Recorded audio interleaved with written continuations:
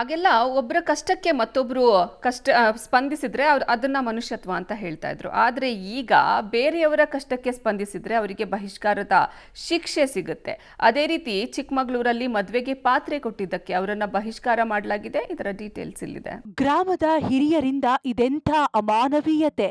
ಮದುವೆಗೆ ಊರಿನ ಪಾತ್ರೆ ಕೊಟ್ಟಿದ್ದಕ್ಕೆ ವ್ಯಕ್ತಿಗೆ ಬಹಿಷ್ಕಾರ. ಪಕ್ಕದ ಊರಿಗೆ ಸಹಾಯ ಮಾಡಿದ್ದೇ ತಪ್ಪಾಯ್ತಾ? ದಂಡ, ಎಚ್ಚರಿಕೆ. ನ್ಯಾಯಕ್ಕಾಗಿ ಭೈರಪ್ಪ ಅಲೆದಾಟ. ನ್ಯಾಯಕ್ಕಾಗಿ ಮನವಿ ಪತ್ರ ಹಿಡಿದುಕೊಂಡು ಡಿಸಿ ಕಚೇರಿ ಅಲೆಯುತ್ತಿರೋ ಈತನ ಹೆಸರು ಭೈರಪ್ಪ.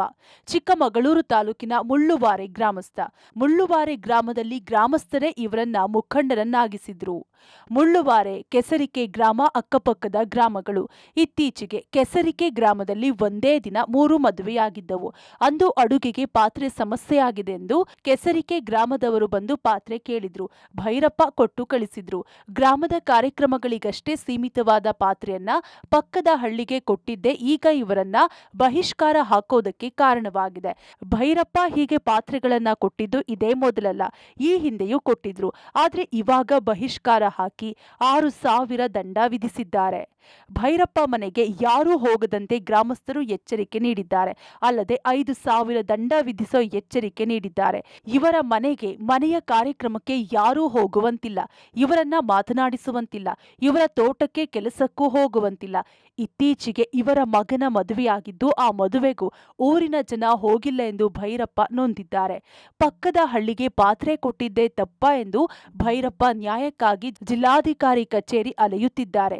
ಈ ಹಿಂದೆಯೂ ಪಾತ್ರೆ ನೀಡಿದ್ದೆ, ಆದರೆ ಈಗ ಪಾತ್ರೆ ನೀಡಿರುವುದು ತಪ್ಪಾಗಿದೆ. ಹರೀಶ್, ಪುಟ್ಟಸ್ವಾಮಿ, ಮಂಜುನಾಥ್, ಸತೀಶ್, ಗಿರೀಶ್ ಹಾಗೂ ಪುಟ್ಟಸ್ವಾಮಿ ಎಂಬ 6 ಜನ ದಂಡ ವಿಧಿಸಿ ಬಹಿಷ್ಕಾರ ಹಾಕಿದ್ದಾರೆಂದು ಆರೋಪಿಸಿದ್ದಾರೆ. ಈ ಬಗ್ಗೆ ಜಿಲ್ಲಾಧಿಕಾರಿ ಹಾಗೂ ಆಲ್ದೂರು ಪೊಲೀಸರಿಗೆ ದೂರು ನೀಡಿದ್ದಾರೆ. ಆದರೆ ಯಾವುದೇ ಕ್ರಮ ಕೈಗೊಂಡಿಲ್ಲ.